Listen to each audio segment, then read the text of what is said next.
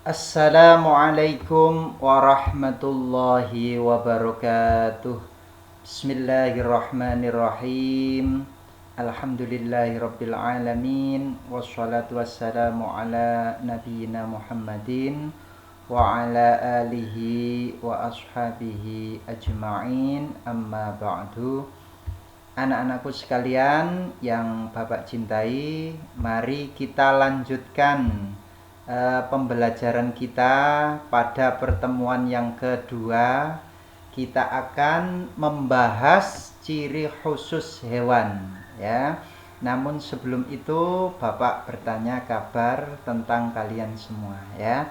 Apa kabarnya pada pagi hari ini? Mudah-mudahan tetap sehat, selamat menjalankan ibadah puasa, dan mudah-mudahan Allah Subhanahu wa taala segera mengangkat wabah COVID-19 ini sehingga kita bisa belajar kembali dan bertemu kembali di sekolah yang kita cintai ya.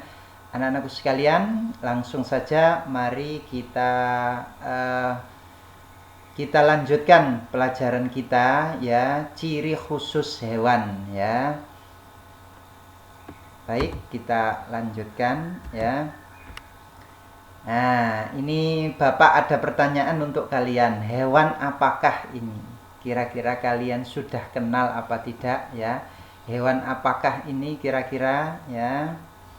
Nah, pertanyaannya yaitu apa yang menarik dari hewan ini ya? Kira-kira hewan ini namanya apa? Apa yang menarik darinya? Kemudian yang kedua, apa ciri khusus yang dimilikinya? Yang ketiga, untuk apa ciri khusus tersebut ya? Kemudian apa hubungan ciri khusus tersebut dengan lingkungan tempat tinggalnya ya? Jika dia tidak memiliki ciri khusus itu, apa yang akan terjadi dengan dirinya ya? Kira-kira jawabannya apa anak-anak? Ayo semuanya kita lihat. Jawabannya adalah ya, ini adalah hewan lumba-lumba ya, hewan lumba-lumba ya. Ada yang salah jawabnya? Nah, ini adalah hewan lumba-lumba ya. Nah, kita jawab tadi ya, ciri khususnya adalah hewan lumba-lumba ini memiliki kemampuan ekologi dengan mengeluarkan gelombang infrasonik atau gelombang yang berfrekuensi rendah ya.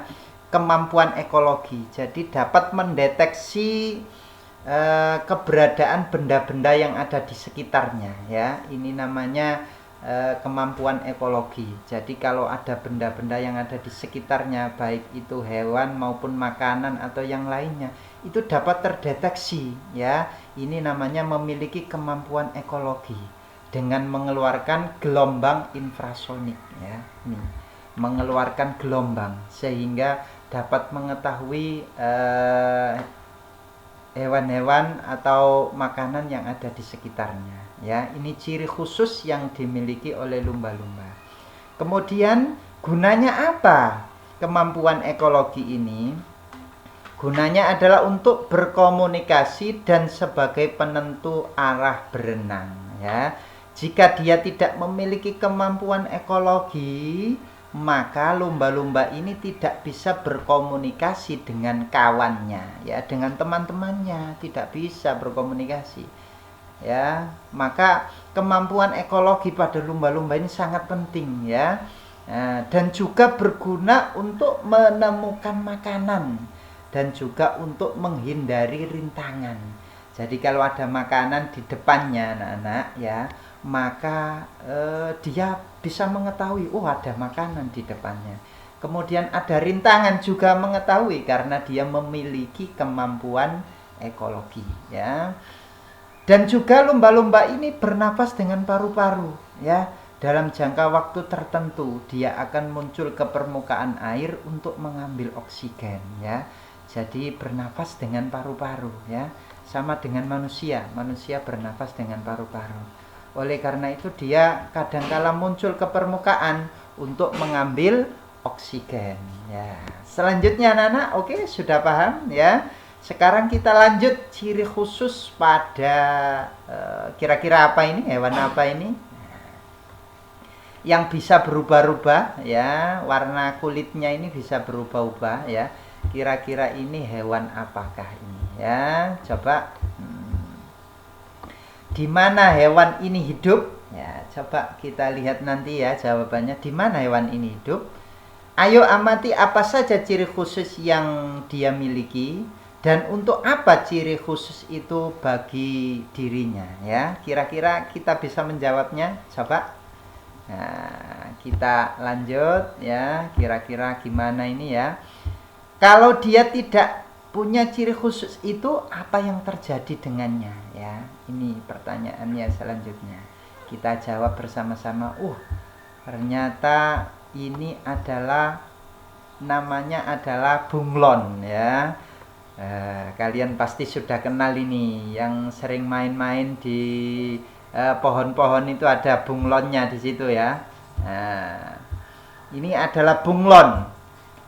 Tinggalnya di mana bunglon itu? Dia tinggal di pohon ya. Dia tinggal di pepohonan. Kemudian ciri khususnya bisa merubah warna kulit sesuai dengan tempat yang dia hinggapi. Kalau di tempat yang warnanya coklat, dia berubah jadi coklat. Kalau warnanya di tempat yang warna hijau, dia jadi hijau. Di tempat yang warnanya merah, dia jadi merah. Ini namanya mimikri ya. Jadi ciri khususnya dia dapat merubah-rubah warna kulitnya atau disebut dengan mimikri ya, mimikri. Gunanya apa dia merubah kulitnya itu? Gunanya adalah untuk mengelabui musuh yang akan memangsanya. Jadi ketika ada musuhnya, dia itu dirubah warnanya sehingga tidak kelihatan ya. Ini anak-anak. Kalau dia tidak memiliki kemampuan itu, musuhnya akan mudah mendeteksi atau menemukannya, sehingga dia nanti akan dimakan oleh musuhnya ya.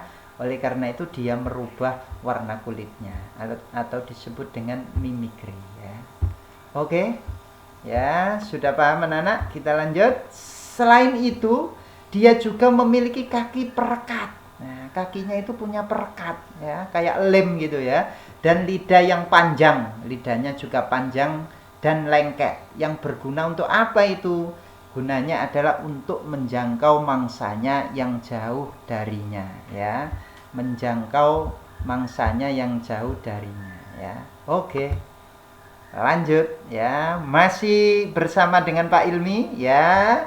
Jangan lupa tetap semangat ya. Bisa, brilian, inovatif, sehat, akhlakul karimah. Yuk, kita lanjut.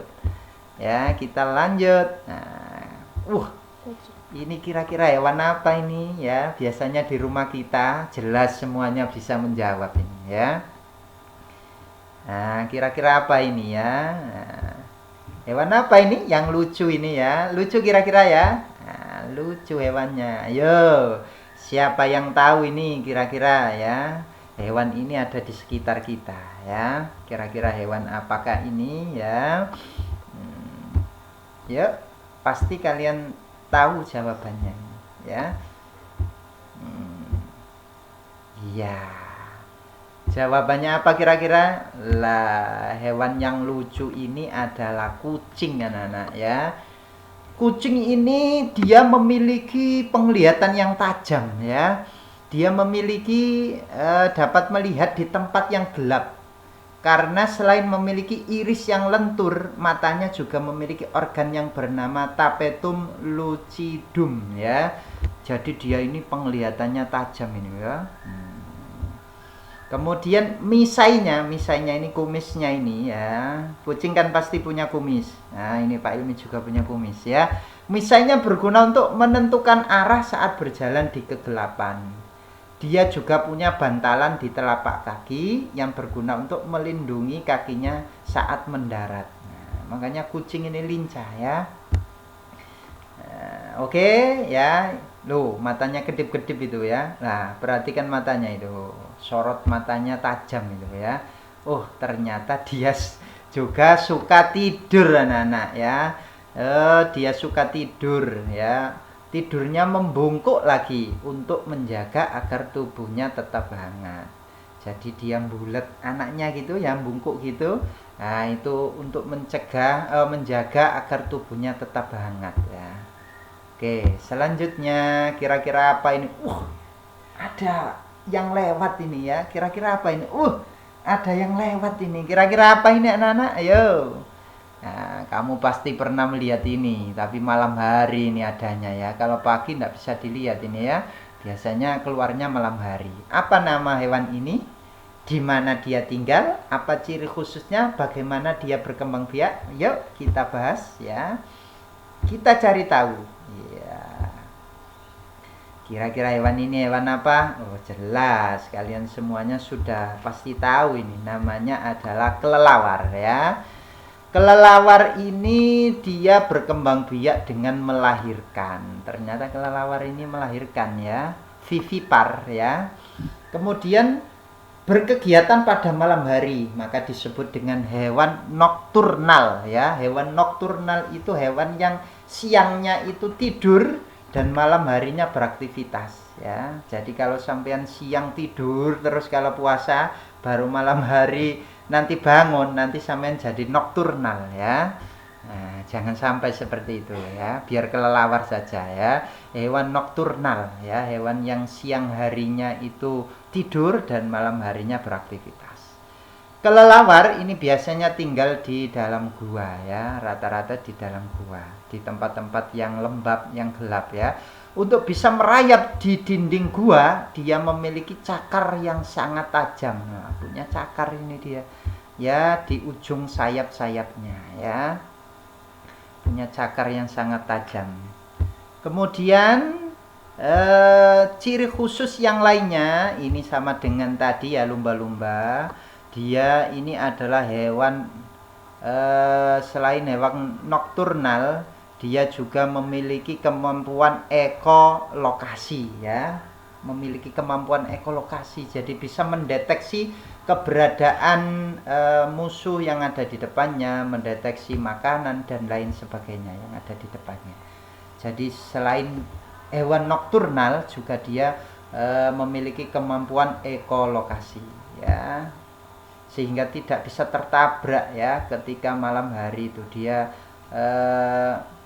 Dia tidak bisa melihat tapi tidak pernah tertabrak. Kenapa? Karena dia memiliki kemampuan ekolokasi dengan memanfaatkan pantulan gelombang ultrasonik. Dengan pantulan itu dia tidak pernah tabrakan walaupun dalam keadaan gelap ya. Jadi tahu walaupun dia tidak bisa melihatnya ya, karena mempunyai kemampuan ekolokasi ya.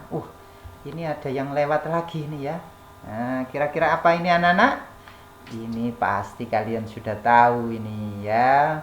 Biasanya ada lagunya cicak-cicak di dinding ini ya. Nah, ini dia ya. Biasanya merayap di dinding ini. Punya ciri khusus apa ini kira-kira? Dan makanannya apa kira-kira ya? Bisa menjawabnya? Bagaimana cara dia makan? Nah, coba kita lihat ya. Nah, namanya cicak di dinding ya, cicak namanya ya. Dia suka merayap di dinding. Agar bisa merayap di dinding ya, dia memiliki selaput berupa rambut-rambut halus ya. Ini ada rambut-rambut halus ini ya, yang lengket di telapak kakinya ya, sehingga dia bisa merayap di dinding. Kalau sampai tidak bisa karena tidak punya ini ya, tidak punya selaput berupa rambut halus yang lengket ya di telapak kakinya ya. Ini dia ciri khususnya ya. Kemudian yang selanjutnya, nah, cicak mempunyai lidah yang panjang ya, sama dengan tadi ya, sama dengan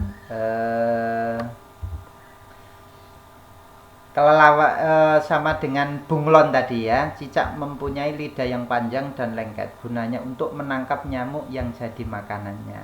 Walaupun dia di dinding, diam saja di dinding, tapi jangan khawatir, dia tetap bisa makan karena dia menggunakan kemampuannya, yaitu dia memiliki lidah yang panjang digunakan ya. Makanya sampai kalau punya kemampuan gunakan dengan baik ya.